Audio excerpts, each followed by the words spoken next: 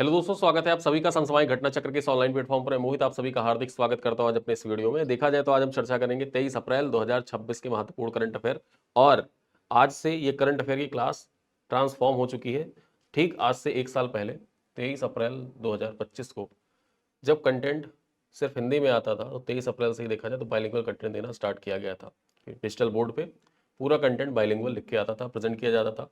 तो आज प्रेजेंटेशन में बदलाव किया गया है और भविष्य में जितनी भी क्लासेस आएंगी इसी प्रेजेंटेशन के आधार पर आती रहेंगी। हालांकि आपको जो कंटेंट हिंदी और इंग्लिश दोनों प्रोवाइड किया जाता था, जिस प्रकार से आपको पीडीएफ प्रोवाइड होती थी, पीडीएफ आपको वैसे ही प्रोवाइड होती रहेंगी। जैसा कि आप देख सकते हैं, ये इसी प्रकार से आपको पीडीएफ प्रोवाइड किया जाता है, पूरा कंटेंट हिंदी का और पूरा कंटेंट इंग्लिश का। ठीक है, तो ऐसे ही आपको पीडीएफ व्हाट्सएप ग्रुप में मिलते रहेंगे। आप पीडीएफ को देख सकते हैं, वहां से आसानी से पढ़ सकते हैं। ये क्लास आपको चीज़ों को याद करने में, समझने में इस दृष्टिकोण से बहुत महत्वपूर्ण होने वाली है।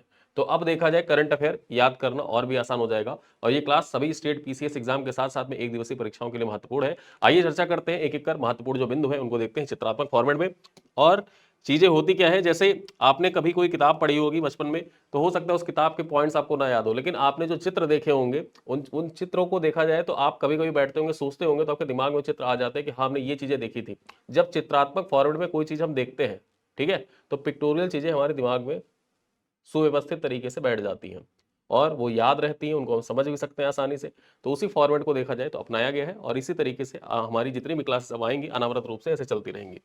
सबसे पहली खबर पर हम लोग यहाँ पर चर्चा करेंगे गोल्डमैन पर्यावरण पुरस्कार। ठीक है, जो गोल्डमैन एनवायरमेंटल अवार्ड है इसके बारे में चर्चा करेंगे। ये इस बार खास क्यों हो जा रहा है? खास इसलिए हो जा रहा है कि पहली बार देखा जाए ये अवार्ड जो दिया गया है ये 6 महिलाओं को दिया गया है, यानी कि पूरा अवार्ड पूरी तरीके से महिलाओं को समर्पित है। ठीक है, देखा जाए तो जो गोल्डमैन एनवायरमेंटल पुरस्कार होता है, अवार्ड होता है, इसको देखा जाए तो ग्रीन नोबल के नाम से भी जाना जाता है। क्या कहा जाता है? ग्रीन नोबल के नाम से इसको जाना जाता है। और यह पुरस्कार इस बार देखा जाए पूरी तरीके से महिलाओं को समर्पित किया गया है। खास बात यह हो जाता है कि वैश्विक प्रतिनिधित्व पर चर्चा करें तो सभी 6 महाद्वीपों के क्षेत्रों से संबंधित जो महिलाएं हैं, महिला कार्यकर्ताओं को सम्मानित किया गया है। अब कौन कौन सी महिलाओं को सम्मानित किया गया है, आइए देख लेते हैं। तो 2026 के विजेता और उनका प्रमुख योगदान क्या है, किस लिए उनको देखा जाए तो ये गोल्डमैन एनवायरमेंट पुरस्कार दिया गया है, गोल्डमैन पर्यावरण पुरस्कार दिया गया है। सबसे पहले देखते हैं अफ्रीका रीजन। ठीक है, यहां पर देखा जाए इनका नाम है इरोरो तानशी। कहां की है? नाइजीरिया की है। और इनकी खासियत ये रही है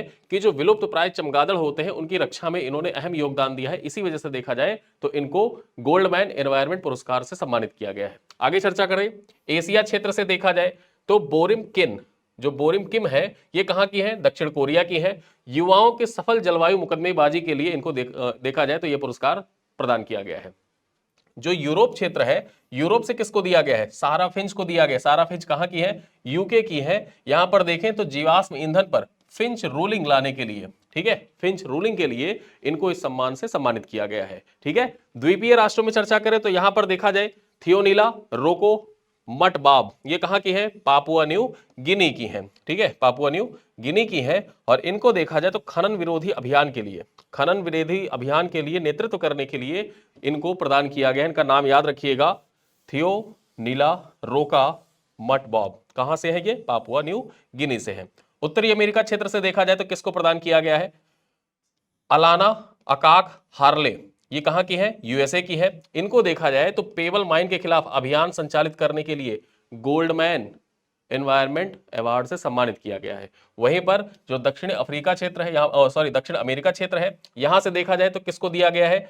यूवेलिस मोरालेस ब्लैंको, कहां की है? कोलंबिया की है। और यहां पर देखा जाए फ्रैंकिंग के खिलाफ अभियान चलाने के लिए, जो फ्रैंकिंग के खिलाफ आंदोलन था उसको संचालित करने के लिए यहां पर देखें तो यूवेलिस मोरालेस ब्लैंको को यह अवार्ड प्रदान किया गया है। तो यहां पर आपने जाना कि पहली बार देखा जाए 6 के 6 अवार्ड जो 6 क्षेत्रों में वैश्विक रूप से प्रदान किया जाता है, वो 6 के 6 अवार्ड देखा जाए तो गोल्डमैन एनवायरमेंट पुरस्कार जिसको आप कहते हैं, जिसको ग्रीन नोबल के नाम से आप जानते हैं, महिलाओं को प्रदान किया गया है।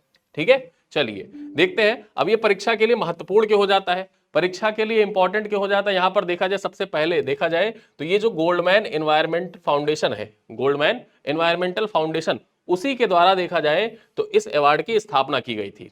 ठीक है, इस अवार्ड की स्थापना किसके द्वारा की गई थी? गोल्डमैन एनवायरमेंटल फाउंडेशन के द्वारा 1989 में गोल्डमैन एनवायरमेंट अवार्ड की स्थापना की गई थी। ठीक है, अब यहां पर देखा जाए इसका उद्देश्य क्या है, इस अवार्ड को प्रदान करने का मुख्य उद्देश्य क्या है? तो इसका मुख्य उद्देश्य होता है कि जो जमीनी स्तर पर यानी कि ग्रास रूट लेवल पर जो पर्यावरण के रक्षक है उनको पहचान देना। ठीक है, अब ये देखा जाए इसको आप कहां से रिलेट कर सकते हैं, तो सबसे पहले तो जो आपके प्रीलिम्स में करंट अफेयर में एनवायरनमेंट से रिलेटेड सवाल आते हैं, चाहे वो यूपीएससी हो या स्टेट पीसीएस हो, उससे आप इसको रिलेट कर सकते हैं। साथ ही साथ महिला सशक्तिकरण की दिशा में एक महत्वपूर्ण कदम माना जा रहा है, क्योंकि देखा जाए तो इस बार जो ये अवार्ड प्रदान किया गया है 6 क्षेत्रों के लिए, 6 के 6 अवार्ड महिलाओं को प्रदान किया गया है। ठीक है, तो ये नाम आपको यहां पर याद रखना है, नाम याद रख सकते हैं, कितनी महिलाओं को दिया गया जरूर याद रखिएगा। और यहां पर ये अवार्ड जो है इसको ग्रीन नोबल के नाम से जाना जाता है। ये सवाल आपके यूपी पीसीएस में पूछा जा चुका है। ठीक, यूपी पीसीएस के पीवाईक्यू में पूछा जा चुका है कि ग्रीन नोबल के नाम से किस अवार्ड को जाना जाता है। ठीक है, तो यहां पर हमने अपने पहले बिंदु पर चर्चा की, पहली खबर पर चर्चा की। आइए देखते हैं दूसरी खबर क्या है। दूसरी खबर यहां पर है असित त्रिपाठी के बारे में। देखा जाए तो ओडिशा स्टील प्रोड्यूसर एसोसिएशन एक नवगठित मंच है। ठीक है, ओडिशा स्टील प्रोड्यूसर एसोसिएशन ये एक नवगठित मंच है और इसके पहले अध्यक्ष कौन बने हैं, यहां पर देखा जाए असित त्रिपाठी बने हैं। ये नाम याद रखिएगा कि ओडिशा स्टील प्रोड्यूसर एसोसिएशन के पहले अध्यक्ष कौन, असित त्रिपाठी बने। ये नाम आपको याद रखना है। कब बने, 20 अप्रैल 2026 को बने। चलिए देखते हैं अब यहां पर ये जो ओडिशा स्टील प्रोड्यूसर एसोसिएशन है, यहां पर देखा जाए ओएसपीए के सदस्य कौन कौन से हैं। ओएसपीए में जिंदल स्टील सदस्य के तौर पर है, टाटा स्टील सदस्य के तौर पर है, जेएसडब्ल्यू और आर्सेलर मित्तल सदस्य के तौर पर यहां पर सम्मिलित है। अब इसका देखा जाए प्रमुख विजन क्या है, ओएसपीए का जो गठन किया गया है किस उद्देश्य से किया गया है, तो यहां पर देखा जाए औद्योगिक समन्वय बनाने के लिए। यानी कि ओएसपीए जो है इसका गठन किया गया है कंपनियों के बीच आपसी तालमेल को बढ़ावा देने के लिए। किस प्रकार से कंपनियां आपसी तालमेल को बढ़ावा देंगी और एक साथ संचालित होती रहेंगी, एक दूसरे के सह अस्तित्व में संचालित होती रहेंगी, इसी दृष्टिकोण से देखा जाए तो ओएसपीए का गठन किया गया है, जिसके असित त्रिपाठी पहले अध्यक्ष बने हैं। ठीक है, देखा जाए तो इसका एक मुख्य उद्देश्य और भी है, नीतिगत संवाद, यानी कि सरकार और उद्योग के बीच में एक सेतु का काम करना। सरकार और उद्देश्य यहां पर देखा जाए सरकार और उद्योग जो होता है, इंडस्ट्रीज जो होती हैं, उनके बीच में एक सेतु के रूप में कार्य करने के उद्देश्य से इसका गठन किया गया है। साथ ही साथ देखा जाए तो सतत विकास अर्थात वैश्विक निवेश के लिए अनुकूल वातावरण बनाने के उद्देश्य से भी इसका गठन किया गया है। ठीक है, अब ये परीक्षा के लिए महत्वपूर्ण एग्जाम फोकस कैसे हो जाता है, यहां पर आप देख सकते हैं उड़ीसा दर्शाया भी गया है। उड़ीसा का रुतबा देखा जाए तो भारत में सबसे बड़ा इस्पात और लौह अयस्क उत्पादक राज्य है। ठीक है, भारत का सबसे बड़ा इस्पात और लौह अयस्क उत्पादक राज्य है उड़ीसा। यहां पर असित कुमार त्रिपाठी के बैकग्राउंड के बारे में चर्चा करें तो ये उड़ीसा के पूर्व मुख्य सचिव रह चुके हैं। इसी वजह से देखा जाए तो इनकी मजबूत प्रशासनिक अनुभव इनके पास में है और इसीलिए इनको देखा जाए तो ओडिशा स्टील प्रोड्यूसर एसोसिएशन का अध्यक्ष बनाया गया है। चलिए देखते हैं, अब ये खासकर जो इकोनॉमी का सेक्शन है उस दृष्टिकोण से इंपॉर्टेंट हो जाता है और फर्स्ट इन स्टेट कैटेगरी के लिए अत्यंत महत्वपूर्ण हो जाता है। ठीक है, चलिए अगली खबर पर चलते हैं। अगली खबर क्या है, अगली खबर है आर्थर लॉ से संबंधित। यहां पर देखा जाए वर्ल्ड इकोनॉमिक फोरम के यंग ग्लोबल लीडर 2026 किसको नामित किया गया है, आर्थर लॉ को नामित किया गया। ये पॉइंट याद रखिएगा कि वर्ल्ड इकोनॉमिक फोरम के द्वारा young global leader 2026 Arthur law को नामित किया गया है। चर्चा करते हैं। देखा जाए तो आर्थर लॉ कौन है, आर्थर लॉ देखा जाए तो स्टोर फ्रेंडली एशिया के सह संस्थापक हैं। किसके, स्टोर फ्रेंडली एशिया के सह संस्थापक है आर्थर लॉ। ठीक है, अब यहां पर देखा जाए सम्मान के बारे में चर्चा कर लें तो वर्ल्ड इकोनॉमिक फोरम के द्वारा 2026 के लिए आर्थर लॉ को यंग ग्लोबल लीडर 2026 के लिए चयनित किया गया है, नामित किया गया है। ठीक है, अब यहां पर देखा जाए जो आर्थर लॉ है उनके विजन और योगदान पर चर्चा कर ले तो यहां पर देखा जाए make space for the future, make space for the future इनका विजन है। ठीक है, और इसी विजन पर काम कर रहे हैं। देखा जाए कौन सी समस्या का निराकरण किया, सबसे पहले तो समस्या देख लेते हैं। घनी आबादी वाले एशियाई शहरों में जगह की कमी देखी गई इनके द्वारा। ठीक है, और इसका देखा जाए उन्होंने समाधान क्या निकाला, उन्होंने समाधान निकाला कि तकनीकी आधारित सेल्फ स्टोरेज सेवाएं और रणनीतिक निवेश किया जाए। जैसे ब्लैक स्टोन के माध्यम से इन्होंने जो कम आबादी वाले, यहां पर देखा जाए जो घनी आबादी वाले शहर थे उनमें जगह कैसे बनाई जाए कि लोग कैसे रह सकते हैं, और उसको देखा जाए स्थापित करने के लिए यहां पर देखा जाए 40,000 से ज्यादा परिवार और व्यवसायों को सुव्यवस्थित जीवन शैली में स्थान उपलब्ध कराया इनके द्वारा। ठीक है, और इसी वजह से देखा जाए तो वर्ल्ड इकोनॉमिक फोरम के द्वारा आर्थर लॉ को यंग ग्लोबल लीडर 2026 के रूप में नामित किया गया है। ठीक है, अब यहां पर परीक्षा के लिए महत्वपूर्ण कैसे है। ठीक, सबसे पहले तो कुछ पॉइंट्स जान लो जो आपके एग्जाम के दृष्टिकोण से महत्वपूर्ण हो जाता है कि यंग ग्लोबल लीडर्स क्या है। सबसे पहले तो ये देखा जाए तो वर्ल्ड इकोनॉमिक फोरम का एक मंच होता है। Young global leaders world economic forum का एक मंच होता है और इसकी खास बात यह है यहां पर जो लोग global leaders, young global leaders बताया जाता है, उनकी आयु 40 वर्ष से कम होती है। यानी कि यंग लोग होते हैं जो देश दुनिया को सुधारने में, देश दुनिया को आगे ले जाने में अहम भूमिका निभाते हैं, उनको यहां पर देखा जाए यंग लीडर्स चुना जाता है। ठीक है, अब देखा जाए चयन का मुख्य आधार क्या है। अब चयन का मुख्य आधार यहां पर देखा जाए सार्वजनिक नीति, विज्ञान, व्यवसाय, सामाजिक प्रभाव और वैश्विक बदलाव लाना इसका मुख्य उद्देश्य है। चलिए आगे चलते हैं, अपनी अगली खबर को देखते हैं। हमारी अगली खबर क्या है, ब्रिटेन का ऐतिहासिक तंबाकू कानून। यहां पर देखा जाए ब्रिटेन के द्वारा एक ऐतिहासिक तंबाकू कानून पारित किया गया है। उस तंबाकू कानून का नाम क्या है, यहां पर देखा जाए टोबैको एंड वेप्स बिल 2026, ये इसका नाम है। टोबैको एंड वेप्स बिल 2026 के नाम से ब्रिटेन के द्वारा एक ऐतिहासिक तंबाकू कानून पारित किया गया है, जिसका मुख्य उद्देश्य है स्मोक फ्री जनरेशन, यानी कि जो आने वाली पीढ़ियां हैं उनको स्मोक फ्री रखना, तंबाकू से, टोबैको से दूर रखना। इसी उद्देश्य से देखा जाए तो यह बिल लाया गया है। अब यहां पर प्रावधान के बारे में चर्चा कर ले। मुख्य प्रावधान क्या है, तो 1 जनवरी 2009 के बाद जन्मे लोग जीवन भर कानूनी रूप से तंबाकू नहीं खरीद सकेंगे। ठीक है, यहां पर देखा जाए जो 1 जनवरी 2009 के बाद जन्मे व्यक्ति हैं वो जीवन भर कानूनी रूप से तंबाकू नहीं खरीद सकते। और देखा जाए ऐसे सवाल आपके यूपी पीसीएस में पूछा जा चुका है। न्यूजीलैंड से संबंधित सवाल पूछा गया था आपसे 2022 यूपी पीसीएस में सवाल ऑलरेडी आपसे पूछा जा चुका है। ठीक है, हालांकि बाद में न्यूजीलैंड के द्वारा वो जो कानून लाया गया था उसको रद्द कर दिया गया, लेकिन यहां पर ब्रिटेन का कानून इंपॉर्टेंट हो जाता है। ठीक है, लक्ष्य क्या है कि देश को स्मोक फ्री जनरेशन यानी कि धूम्रपान मुक्त पीढ़ी बनाना। ठीक है, इसी उद्देश्य से देखा जाए तो ब्रिटेन के द्वारा ये यहां पर कानून लाया गया है। अब यहां पर चर्चा करें विधेयक के मुख्य प्रावधान और स्वास्थ्य संकट का जो डेटा है उसको देख लेते हैं। सबसे पहले जो मुख्य प्रावधान है उनको देखते हैं।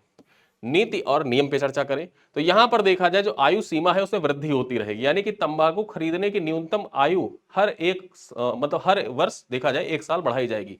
यानी कि अभी क्या है कि 2009 के बाद जितने लोग हैं जन्मे वो तंबाकू नहीं खरीद सकते। 2027 आएगा तो ये साल बढ़ के कितना हो जाएगा, फिर 2010 हो जाएगा कि 2010 के बाद जन्मे। फिर जैसे 2028 आया, सॉरी यहां पर 2028 आया तो ये बढ़ के कितना हो जाएगा, 2010 हो जाएगा। ठीक, फिर उसके बाद देखा जाए 2011 हो जाएगा। जैसे जैसे साल बढ़ता जाएगा वैसे वैसे इसका ड्यूरेशन भी बढ़ता जाएगा, यानी कि कोई व्यक्ति जो 18 साल का नहीं हुआ वो जीवन भर 18 साल का होगा ही नहीं एक तरीके से देखा जाए तो। ठीक है, इस कानून के मुताबिक यानी कि आयु सीमा में वृद्धि होती रहेगी, तंबाकू खरीदने की न्यूनतम आयु हर वर्ष 1 साल बढ़ाई जाती रहेगी। ठीक है, अब यहां पर पूर्ण प्रतिबंध की बात की गई है।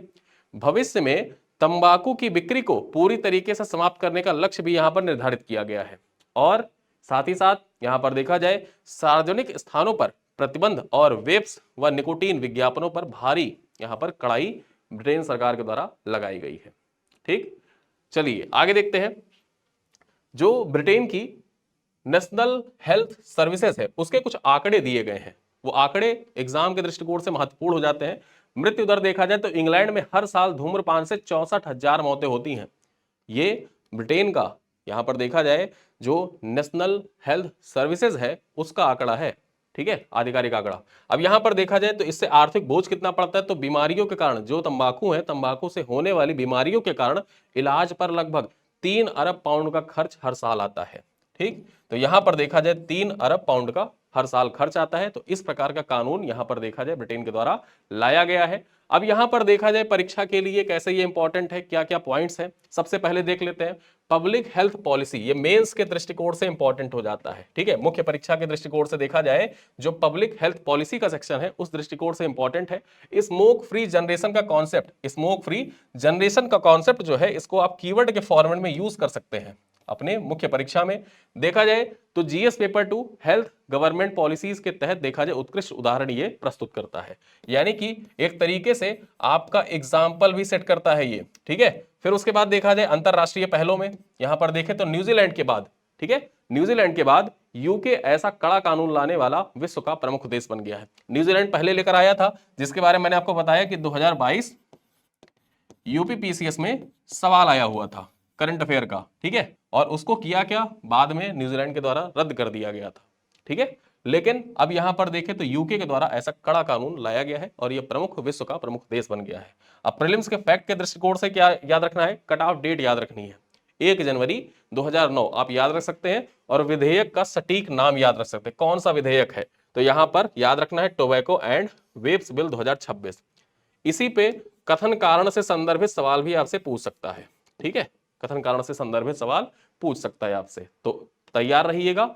चीजों को मैंने आपको आसानी से समझा दिया है, इन चीजों को समझिए और जो आपको पीडीएफ प्रोवाइड किया जाएगा वहां से रिटन फॉर्मेट में आप पूरा पढ़ते रहिएगा, करंट अफेयर को समझते रहिए। चलिए आगे देखते हैं हमारी अगली खबर क्या है। अगली खबर है यहां पर देखा जाए 95वें शतरंज ग्रैंड मास्टर से संबंधित। भारत के 95वें ग्रैंड मास्टर कौन बन गए हैं, नाम क्या है इनका, अरण्यक घोष इनका नाम है। क्या नाम है, अरण्यक घोष इनका नाम है। यहां पर चर्चा करें कौन है अरण्यक घोष, तो कहां के खिलाड़ी हैं ये, कहां के रहने वाले हैं, कलकत्ता पश्चिम बंगाल के, यानी कि कोलकाता पश्चिम बंगाल के रहने वाले हैं।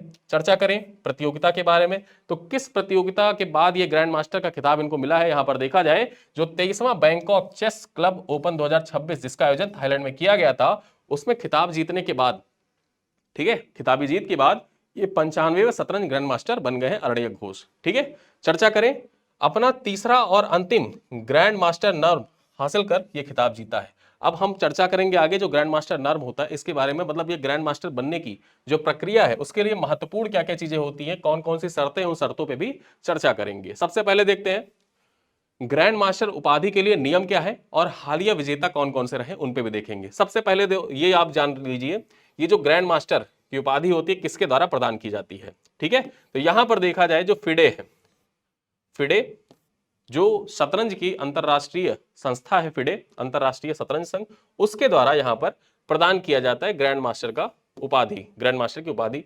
अब यहां पर शर्त देख लेते हैं, 2 शर्तें होती हैं। कौन कौन किसी शर्तें होती है जिसके बाद कोई व्यक्ति ग्रैंड मास्टर बनता है। पहली शर्त तो यह है कि उसके पास देखा जाए तो 2500 ELO रेटिंग की प्राप्ति होनी चाहिए, यानी कि 2500 ELO रेटिंग उसकी होनी चाहिए। दूसरी शर्त यह है कि 3 आधिकारिक ग्रैंड मास्टर नाम्स उसके पास होना चाहिए। ठीक है, उसके बाद ही कोई व्यक्ति ग्रैंड मास्टर बनता है। और इसी कड़ी में देखा जाए तो अरण्यक घोष 95वें ग्रैंड मास्टर बने हैं। कहां से हैं, कलकत्ता पश्चिम बंगाल से हैं। उसी प्रकार से देखा जाए 94वें ग्रैंड मास्टर कौन थे, मयंक चक्रवर्ती थे। 93वें ग्रैंड मास्टर कौन थे, तो यहां पर देखा जाए आरव डेंगला थे। 92वें कौन थे, आर्यन वार्षणेय थे। और वहीं पर देखा जाए 91वें ग्रैंड मास्टर कौन थे, तो ये राहुल VS थे। ठीक है, तो इस प्रकार से 91, 92, 93, 94, 95 पूरी लिस्ट भी मैंने आपको प्रोवाइड कर दी। और किस प्रकार से कोई व्यक्ति ग्रैंड मास्टर बनता है उसको भी मैंने आपको बता दिया। महत्वपूर्ण ये हो जाता है सुमेलित करने के लिए सवाल यहां से आपसे पूछ सकता है।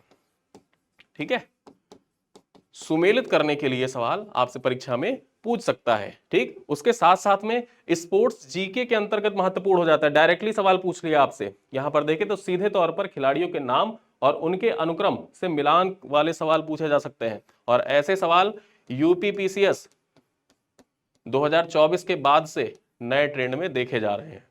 ठीक है, साथ ही साथ कुछ यहां पर फिडे के फैक्ट्स हैं, इनको आपको याद रख सकते हैं आप। जैसे सर्वोच्च शतरंज उपाधि के लिए जो ग्रैंड मास्टर की उपाधि होती है उसके लिए यहां पर देखें तो ELO रेटिंग कितनी होनी चाहिए, 2500 होनी चाहिए। इसको फिडे फैक्ट के तौर पर आप याद रख सकते हैं। और यहां पर देखा जाए स्थान विशेष के संदर्भ में भी एक पॉइंट इंपॉर्टेंट हो जाता है, जैसे स्थान विशेष प्लेसेस न्यूज जो होता है उस दृष्टिकोण से भी देखा जाए तो इंपॉर्टेंट हो जाता है कि अरण्यक घोष की सफलता पश्चिम बंगाल और भारत में उभरती युवा खेल प्रतिभा का उत्कृष्ट उदाहरण है। ये स्थान विशेष के संदर्भ में पॉइंट महत्वपूर्ण हो जाता है।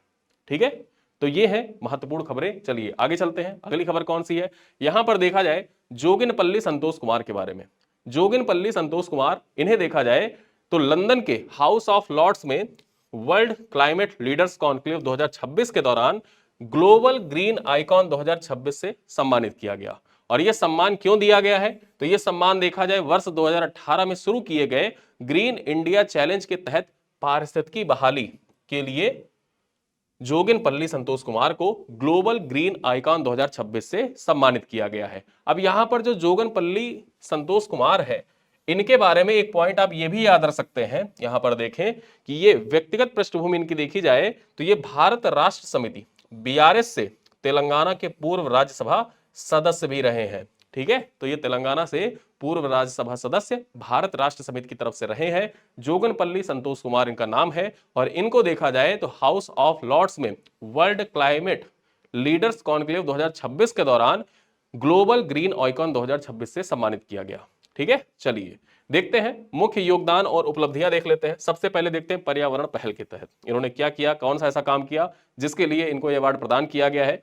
तो ग्रीन इंडिया चैलेंज, अब ये याद रखना है ग्रीन इंडिया चैलेंज जो आया था ये कब आया था, मतलब कब इसको शुरू किया गया था। तो ये पॉइंट सबसे पहला तो जो पीटी फैक्ट हो जाता है ये आपका यही हो जाता है कि ग्रीन इंडिया चैलेंज कब प्रारंभ किया गया था, 2018 में प्रारंभ किया गया था। इसके तहत देखा जाए तो वृहद स्तर पर वृक्षारोपण और पारिस्थितिकी बहाली में अत्यंत महत्वपूर्ण भूमिका निभाई थी, इसी वजह से देखा जाए तो इनको ये पुरस्कार प्रदान किया गया है। अब यहां पर ग्लोबल मंच की बात कर ले तो राष्ट्रमंडल सचिवालय अप्रैल 2026 में सतत विकास लक्ष्यों की प्राप्ति हेतु ग्रीन इंडिया मॉडल को एक अनुकरणीय मॉडल के रूप में इन्होंने प्रस्तुत किया था। और साथ ही साथ इनके साहित्यिक कार्यों पे भी चर्चा कर ले तो देखा जाए इग्नाइटिंग माइंड्स ऑर्गेनाइजेशन के अध्यक्ष भी रहे हैं। ठीक है, जो जोगिनपल्ली संतोष कुमार हैं ये इग्नाइटिंग माइंड्स ऑर्गेनाइजेशन के अध्यक्ष रहे हैं। और इनकी कुछ प्रमुख पुस्तकें हैं, वो पुस्तकों का नाम याद रख सकते हैं, जैसे वृक्षवेदम 2.0 और विंग्स ऑफ पैशन। ये इनकी दो प्रमुख पुस्तकें हैं। पुस्तकों से संदर्भित सवाल आपकी परीक्षाओं में पूछे जाते हैं। तो यहां पर देखा जाए परीक्षा के लिए महत्वपूर्ण क्या क्या पॉइंट्स है। सबसे पहले तो यह याद रखना है कि ग्रीन इंडिया चैलेंज और ग्लोबल ग्रीन आइकॉन अवार्ड से सीधा प्रश्न आपसे परीक्षा में पूछा जा सकता है। ठीक है, ग्रीन यहां पर देखा जाए ग्लोबल ग्रीन आइकॉन किसको, जोगनपल्ली संतोष कुमार को। उसके बाद ग्रीन इंडिया चैलेंज कब प्रारंभ किया गया, मैंने आपको पहले बताया 2018 में प्रारंभ किया गया। ठीक है, साथ ही साथ यहां पर आपकी एग्जाम के दृष्टिकोण से इंपॉर्टेंट भी है कि वृक्ष वेदम 2.0 और विंग्स ऑफ पैशन पुस्तकों से संदर्भित सवाल आपसे एग्जाम में पूछा जा सकता है। इसके लेखक का नाम इंपॉर्टेंट हो जाता है, कौन है, जो यहां पर देखा जाए अवार्ड विनर है वही इस पुस्तक के लेखक भी हैं। साथ ही साथ पर्यावरण संरक्षण और एसडीजी लक्ष्यों, विशेषकर एसडीजी 13 जो है climate action and 15 life on land के उत्तर में केस स्टडी के रूप में भी आप इसको यूज कर सकते हैं। ठीक है, तो यहां पर एसडीजी का पूरा चित्र दिया हुआ है और जो एसडीजी 13 और एसडीजी 15 है उस दृष्टिकोण से देखा जाए अगर प्रश्न आता है तो वहां पर आप इसको केस स्टडी के रूप में यूज भी कर सकते हैं। चलिए आगे देखते हैं, अगली खबर क्या है, US open pickle ball 2026 Bharat का ऐतिहासिक प्रदर्शन। यहां पर देखा जाए सबसे पहले तो ये जान लो कि यूएस ओपन पिकल बॉल 2026 का आयोजन कहां पर किया गया था। आयोजन नेपल्स फ्लोरिडा यूएसए में किया गया था। ठीक है, और यहां पर जो भारत था, भारत ऐतिहासिक जीत हुई है। ऐतिहासिक जीत कैसे है, भारत कुल 6 पदक भारत ने जीते हैं जिनमें 4 स्वर्ण, 1 रजत और 1 कांस्य पदक सम्मिलित था। साथ ही साथ ऐतिहासिक तथ्य यह है कि इंडियन पिकल बॉल एसोसिएशन के तत्वाधान में भारत की पहली आधिकारिक भागीदारी थी और पहली आधिकारिक भागीदारी के तहत भारत ने 6 पदक यहां पर जीते भी हैं। ठीक है, अब यहां पर देखा जाए पदक विजेताओं के बारे में जान लेते हैं, साथ ही साथ जो पिकल बॉल होता है इसके परिचय के बारे में जान लेते हैं। सबसे पहले तो पिकल बॉल का परिचय ही देखते हैं। जो पिकल बॉल होता है बेसिकली देखा जाए तो ये एक हाइब्रिड खेल होता है।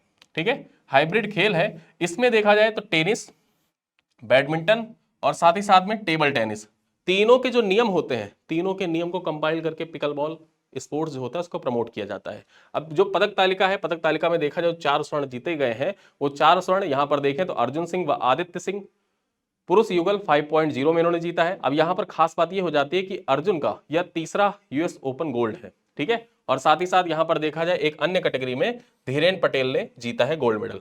साथ ही साथ जो रजत पदक है किसने जीता है, यहां पर देखा जाए पुरुष युगल में, पुरुष युगल 4.5 यहां पर देखा जाए पंत ठक्कर और अथर्व सेठ ने जीता है। और वहीं पर जो कांस्य पदक था, ब्रॉन्ज मेडल था, किसने जीता है, नागा मोक्ष ने जीता है। ठीक, तो यहां पर पदक किसने किसने जीता है, पिकल बॉल के बारे में आपने जान लिया। साथ ही साथ में आयोजन कहां पर किया गया था, भारत ने कितने पदक जीते, किसके द्वारा, किसके तत्वाधान में आयोजित किया गया था, ये सारे पॉइंट्स आपने यहां पर जान लिए हैं। अब ये परीक्षा के लिए महत्वपूर्ण किस प्रकार से होता है, तो यहां पर देखा जाए जो स्पोर्ट्स टर्मिनोलॉजी होता है उस दृष्टिकोण से पिकल बॉल इंपॉर्टेंट हो जाता है। पूछ सकता है ये कौन से 3 खेलों का मिश्रण है, जो पिकल बॉल होता है इसमें कौन से 3 खेलों का मिश्रण किया जाता है। तो 3 खेल मैंने आपको बता दिया, टेनिस, बैडमिंटन और टेबल टेनिस। ठीक है, साथ ही साथ यहां पर देखा जाए करंट जीके में मैच द फॉलोइंग वाले सवालों में यहां पर खिलाड़ियों के नाम पूछे जा सकते हैं। और साथ ही साथ ये आपको याद रखना है कि फैक्ट याद रखना है कि इंडियन पिकल बॉल एसोसिएशन के गठन के बाद यह भारत की पहली अंतरराष्ट्रीय सफलता है जो इसे और विशेष बनाती है। इसी वजह से देखा जाए तो यूएस ओपन पिकल बॉल 2026 आपके एग्जाम के दृष्टिकोण से महत्वपूर्ण हो जाती है। चलिए आगे चलते हैं, यहां पर देखा जाए रक्षा मंत्रालय का 975 करोड़ का बड़ा समझौता। ठीक है, किस लिए समझौता हुआ है, यहां पर देखा जाए जो T-72 और T-19 टैंक है इनके लिए जो ट्रॉल क्या होता है, ट्रॉल बेसिकली देखा जाए यहां पर ये ट्रॉल सिस्टम कुछ इस प्रकार से होता है। एंटी टैंक माइंस को हटाने के लिए जो हमारी टैंक होती हैं, टैंक के आगे ट्रॉल लगाया जाता है। और बेसिकली देखा जाए इसको डीआरडीओ के द्वारा विकसित किया गया है, स्वदेशी टेक्नोलॉजी है मेक इन इंडिया के तहत। और ये जो समझौता हुआ है किसके किसके बीच में हुआ है, तो यहां पर देखा जाए BEML limited, electro pneumatics and hydraulics के बीच में, साथ ही साथ रक्षा मंत्रालय, ये तीन यहां पर देखा जाए तीन संस्थाओं के बीच में ये समझौता हुआ है, तीन एजेंसीज के बीच में समझौता हुआ है। बेसिकली जो यहां पर हस्ताक्षर करता थे वो कौन थे, रक्षा सचिव राजेश कुमार सिंह के द्वारा नई दिल्ली में 21 अप्रैल 2026 को ये 975 करोड़ रुपए का बड़ा समझौता ट्रॉल के लिए किया गया है, जो हमारे T-72 और T-90 टैंकों के लिए किया गया है। ठीक है, भारतीय सेना के लिए स्वदेशी ट्रॉल सिस्टम्स की खरीद की जाएगी, जो एंटी टैंक माइंस को मिलेगी जबरदस्त सुरक्षा। यहां पर देखा जाए क्यों खरीदा जा रहा है, एंटी टैंक माइंस को सुरक्षित रूप से हटाने के लिए, साथ ही साथ टैंकों के परिचालन की क्षमता में वृद्धि के लिए और युद्ध क्षेत्र में सैनिकों की सुरक्षा के लिए इसे खरीदा जा रहा है।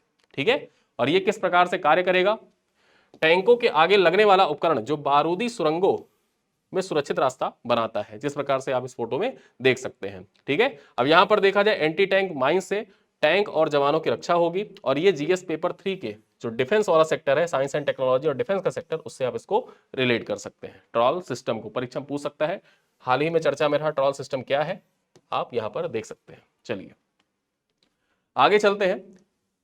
जो महत्वपूर्ण निधन होते हैं उस दृष्टिकोण से ये पॉइंट इंपॉर्टेंट हो जाता है। यहां पर देखा जाए आंध्र प्रदेश के पूर्व सीएम नंदेदला भास्कर राव का निधन हो गया है। ठीक है, ये है नंदेदला भास्कर राव, 91 वर्ष की आयु में इनका निधन हो गया। आंध्र प्रदेश के इतिहास में सबसे छोटे कार्यकाल वाले मुख्यमंत्री रहे हैं ये।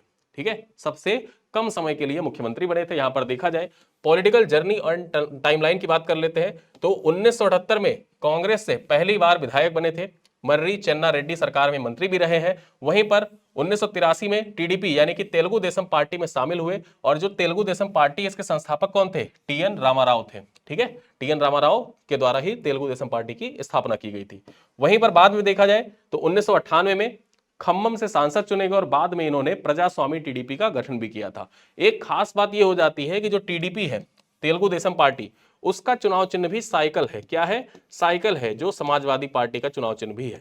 ठीक, ये पॉइंट आपकी परीक्षा में पीवाईक्यू में आप पूछा जा चुका है, ये सवाल पीवाईक्यू में पूछा जा चुका है। चलिए आगे देखते हैं, वाई इंपॉर्टेंस फॉर एग्जाम। यहां पर देखा जाए रिकॉर्ड के बारे में सबसे पहले तो सबसे छोटा सीएम का कार्यकाल केवल 31 दिन का था। ठीक है, 16 अगस्त से लेकर 17 सितंबर 1984 के बीच में ये सीएम रहे थे। पॉलिटिकल इवेंट के बारे में चर्चा कर ले तो 1984 में जो ऐतिहासिक राजनीतिक तख्ता पलट हुआ था, उसके बाद ये 31 दिनों के लिए सीएम बने थे। तो इनका नाम आपको याद रखना है कि नंदेदला भास्कर राव, हाल ही में इनका निधन हो गया। ये सबसे छोटे कार्यकाल के लिए महज 31 दिन के लिए आंध्र प्रदेश के सीएम बने थे। चलिए आगे चलते हैं। भारत की मेडिकल डिप्लोमेसी तंजानिया को भेजी 2 टन जीवन रक्षक दवाएं। ठीक है, यहां पर देखा जाए जो भारत की मेडिकल डिप्लोमेसी है, और इस पॉइंट को आप रिलेट कर सकते हैं जीएस पेपर 2 से, जीएस पेपर 2 से इसको आप रिलेट कर सकते हैं। भारत ने तंजानिया को 2 टन जीवन रक्षक दवाएं भेजी हैं। चर्चा करें तो अफ्रीकी मित्र राष्ट्र तंजानिया को चिकित्सा सहायता भारत के द्वारा भेजी गई है। स्वास्थ्य सहयोग और कूटनीतिक संबंधों को इससे मजबूती मिलेगी। साथ ही साथ यहां पर कुछ पॉइंट्स चर्चा कर लेते हैं, देखते हैं। 21 अप्रैल 2026 को भारत के द्वारा दार ए सलाम के श्री हिंदू मंडल अस्पताल जो है, यहां के देखा जाए जो ट्रस्टी हैं कौशिक एल रमैया को देखा जाए भारत के हाई कमिश्नर विश्वदीप दे के द्वारा ये जो 2 टन की दवाएं हैं ये प्रदान की गई हैं। ठीक है, अब यहां पर देखा जाए इसमें क्या क्या चीजें सम्मिलित है, ऑक्सीजन कंसंट्रेटर सम्मिलित है, ऑक्सीमीटर सम्मिलित है, माइक्रोस्कोपी तथा व्हीलचेयर यहां पर सम्मिलित है। साथ ही साथ एग्जाम फोकस पॉइंट्स देख लेते हैं। इंडिया अफ्रीका रिलेशन के दृष्टिकोण से ये पॉइंट इंपॉर्टेंट हो जाता है, इंडिया अफ्रीका रिलेशन के दृष्टिकोण से ये पॉइंट इंपॉर्टेंट हो जाता है। आपके जीएस पेपर 2 वाले टॉपिक से आप इसको रिलेट भी कर सकते हैं, महत्वपूर्ण हो जाता है। यहां पर देखा जाए फ्रेमवर्क तो वैक्सीन मैत्री 2021 में पहल लॉन्च की गई थी, भारत अफ्रीका फोरम शिखर सम्मेलन के तहत देखा जाए महत्वपूर्ण हो जाता है। ठीक, साथ ही साथ स्ट्रेटेजिक एंगल देखा जाए तो भारत अफ्रीका भारत का प्रमुख ऊर्जा व्यापार और समुद्री साझेदार भी है। साथ ही साथ यहां पर देखा जाए आपकी परीक्षा में मैप से संबंधित क्वेश्चन भी पूछ सकता है, मैप से संबंधित क्वेश्चन पूछ सकता है। अब मैप से संबंधित एक सवाल मैं भी आपसे पूछ लेता हूं, क्या आप बता सकते हैं कि हार्न ऑफ अफ्रीका में, ठीक, हार्न ऑफ अफ्रीका में कौन कौन से देश शामिल है? बताइए, कमेंट बॉक्स में बताइएगा कि हार्न ऑफ अफ्रीका में कौन कौन से देश सम्मिलित हैं। चलिए आगे देखते हैं। अलीगढ़ की शेखा झील बनी भारत की 99वीं रामसर साइट। जो अलीगढ़ की शेखा झील है ना, इसको देखा जाए 99वीं रामसर साइट बन गई है। यहां पर चर्चा करें तो विश्व पृथ्वी दिवस 22 अप्रैल को मनाया जाता है। इसी दिन ये बड़ी घोषणा की गई है। भारत में देखा जाए तो भारत में अब रामसर साइट जो है वो यहां पर देखा जाए तो 100 के बेहद करीब पहुंच गई है। 99 हो गई है, बस एक और हो जाए तो हम 100 पहुंच जाएंगे। 100 रामसर स्थल भारत में हो जाएंगे। कुछ यहां पर देखा जाए कि फैक्ट्स के बारे में चर्चा कर लेते हैं। सबसे पहले तो शेखा झील कहां पे अवस्थित है? अलीगढ़ उत्तर प्रदेश में स्थित है। और ये आपके यूपी स्पेशल के दृष्टिकोण से भी इंपॉर्टेंट हो जाता है। यूपी स्पेशल के जो करंट अफेयर होते हैं उस दृष्टिकोण से भी महत्वपूर्ण है। खास बात यह है, यहां पर देखा जाए तो भारत की 99वीं और उत्तर प्रदेश में देखा जाए तो उत्तर प्रदेश की ये 12वीं रामसर साइट है। ठीक है, उत्तर प्रदेश की 12वीं रामसर साइट है। ये पॉइंट आपको याद रखना है। क्या आप बता सकते हैं उत्तर प्रदेश का 11वां रामसर स्थल कौन सा था? कौन सा था बताइएगा कमेंट बॉक्स में। ठीक है, चलिए देखते हैं। यहां पर देखा जाए सेंट्रल एशियन फ्लाईवे का ये हिस्सा है। जो शेखा झील है ना, ये सेंट्रल एशियन यानी कि जो सेंट्रल एशिया से आने वाले पक्षी हैं उसी देखा जाए उसी फ्लाईवे के अंतर्गत ये आता है। सेंट्रल एशियन फ्लाईवे के अंतर्गत आता है ये। यहां पर देखा जाए सर्दियों में बार हेडेड गूज और पेंटेड स्टार्क का मुख्य बसेरा क्षेत्र है ये। ठीक है, शेखा झील। यहां पर देखा जाए भूपेंद्र यादव जो केंद्रीय पर्यावरण मंत्री हैं, उनके द्वारा इसे घोषणा की गई है कि भारत का 99वां रामसर स्थल कौन सा बन गया है? तो शेखा झील बन गया है। उत्तर प्रदेश अलीगढ़ में अवस्थित है। भारत का 99वां रामसर स्थल, उत्तर प्रदेश का 12वां रामसर स्थल है। खास बात यह है कि यह सेंट्रल एशियन फ्लाईवे का हिस्सा भी है। चलिए देखते हैं स्टैटिक जीके कुछ देख लेते हैं रामसर कन्वेंशन से संबंधित। यहां पर देखा जाए 1971 में ईरान के रामसर शहर में हस्ताक्षर किया गया था। भारत 1 फरवरी 1982 को इसमें सम्मिलित हुआ था। ये पॉइंट आपको याद रखना है, यूपीएससी में सवाल पूछा जा चुका है। ठीक है, यूपीएससी में सवाल पूछा गया है। और यहां पर देखा जाए तो ये आर्द्र भूमियों के संरक्षण, आर्द्र भूमियों के अंतरराष्ट्रीय संरक्षण और स्थानीय जलवायु सुरक्षा प्रदान करता है। ठीक, 1971 में ग्लोबली स्टार्ट किया गया था ईरान के रामसर नामक शहर से। और वहीं पर भारत कब ज्वाइन किया था? 1982 में। और 2026 में देखा जाए तो कितने रामसर स्थल है? तो 2026 में रामसर स्थलों की संख्या अभी तक यानी कि टिल डेट जब मैं वीडियो रिकॉर्ड कर रहा हूं तब तक इनकी संख्या 99 हो गई है। ठीक है, चलिए आगे देखते हैं। भारत और दक्षिण कोरिया के बीच में 4 महत्वपूर्ण एमओयू पर हस्ताक्षर हुए हैं। ठीक, जैसा कि आप जानते हैं कि दक्षिण कोरिया के राष्ट्रपति भारत की यात्रा पर आए हुए थे और इसी दौरान देखा जाए पीएम नरेंद्र मोदी और राष्ट्रपति ली जे म्यूंग के बीच में नई दिल्ली में वार्ता आयोजित की गई। व्यापार और डिजिटल ब्रिज पर बड़ा फोकस किया गया। चर्चा करते हैं कहां कहां पर कौन कौन से पॉइंट्स थे जो आपके एग्जाम के दृष्टिकोण से महत्वपूर्ण हो जाता है। तो 20 अप्रैल 2026 को 4 एमओयू कौन कौन से क्षेत्र में? सबसे पहले तो स्पोर्ट्स में, संस्कृति, लघु एवं मध्यम उद्योग तथा एक अन्य क्षेत्र में समझौता ज्ञापन हस्ताक्षरित किया गया है। महत्वपूर्ण यह हो जाता है डिजिटल ब्रिज के बारे में। तो एआई, सेमीकंडक्टर और उभरती प्रौद्योगिकियों के लिए नई साझेदारी यहां पर विकसित की जाएगी। ठीक है, जो एआई प्रौद्योगिकी और उभरती तकनीकियां हैं उनमें नई साझेदारी भारत और जो कोरिया है, दक्षिण कोरिया, उसके द्वारा विकसित की जाएगी। साथ ही साथ इंडो पैसिफिक, शांतिपूर्ण इंडो पैसिफिक और कॉम्प्रिहेंसिव इकोनॉमिक पार्टनरशिप एग्रीमेंट को मजबूती प्रदान करेगा। अब यहां पर देखा जाए कुछ हिस्टोरिकल कॉन्टेक्स्ट भी देख लेते हैं कि इससे पहले 2018 में राष्ट्रपति मून जे इन भारत की यात्रा पर आए थे।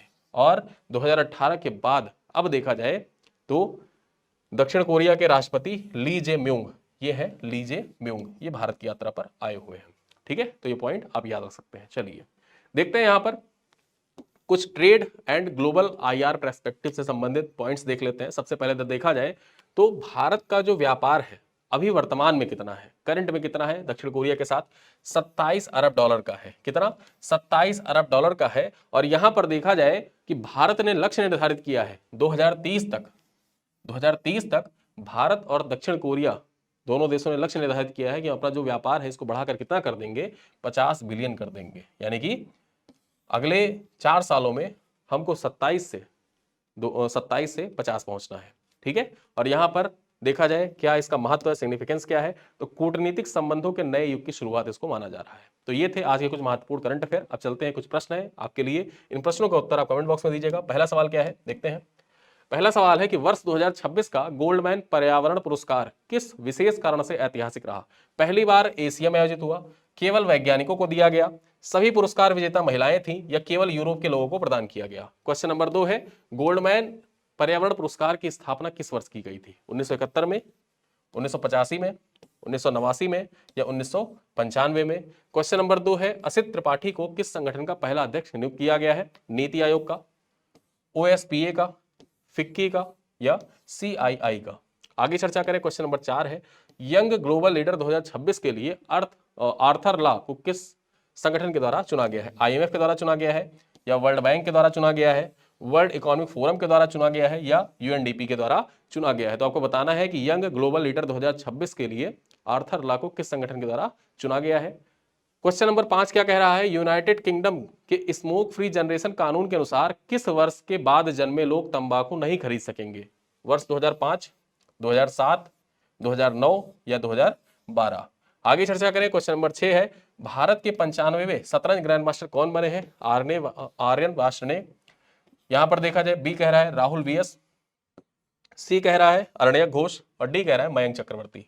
ठीक है। क्वेश्चन नंबर 7 है ग्लोबल ग्रीन आइकॉन 2026 सम्मान किसे प्रदान किया गया है? राजनाथ सिंह, जोगनपल्ली संतोष कुमार, सुंदर पिचई या गौतम अडानी? क्वेश्चन नंबर 8 है T-72 और T-90 टैंकों के लिए यहां पर देखा जाए ट्रॉल सिस्टम का मुख्य उद्देश्य क्या है? गति को बढ़ाना, ईंधन को बचाना, माइनफील्ड में सुरक्षित रास्ता बनाना या रडार से बचाना?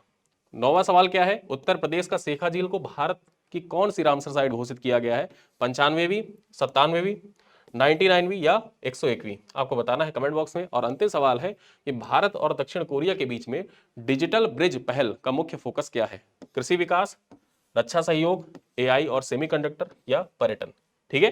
तो ये है 10 सवाल और इन 10 सवालों के साथ आपकी ये क्लास होती है यहीं पर समाप्त। क्लास थोड़ी सी लंबी इस वजह से हुई, पिक्टोरियल फॉर्मेट में चीज़ों को समझाने में थोड़ा समय लगता है, लेकिन एक बार आप समझ लेंगे, एक बार समझ देंगे तो चीज़ों को याद करना आसान हो जाएगा। उसके बाद आप पीडीएफ व्हाट्सएप ग्रुप से डाउनलोड कर सकते हैं। इस प्रकार से आपको पीडीएफ मिल जाएगी और आप बैठ के पीडीएफ को रिवाइज करें। प्रिंटेबल पीडीएफ भी चाहे तो आप निकलवा सकते हैं, जैसे मैंने प्रिंट आउट आज की पीडीएफ का पूरा निकलवा लिया है। ये आज की जो क्लास है उसी क्लास का क्लास पीडीएफ है। ठीक है। तो यहाँ पर पिक्टोरियल में मिलेगा और यहाँ पर पूरा कंटेंट के फॉर्मेट जैसे डेली मिलता है वो आपको मिलता रहेगा। और साथ ही साथ टेस्ट ऐप पर लगा दिए गए हैं, आप जाके टेस्ट को अटेम्प्ट भी कर सकते हैं। ठीक है। इन्हीं सब बातों के साथ ये क्लास होता है पर समाप्त। मिलते हैं अगली क्लास में, तब तक के लिए धन्यवाद।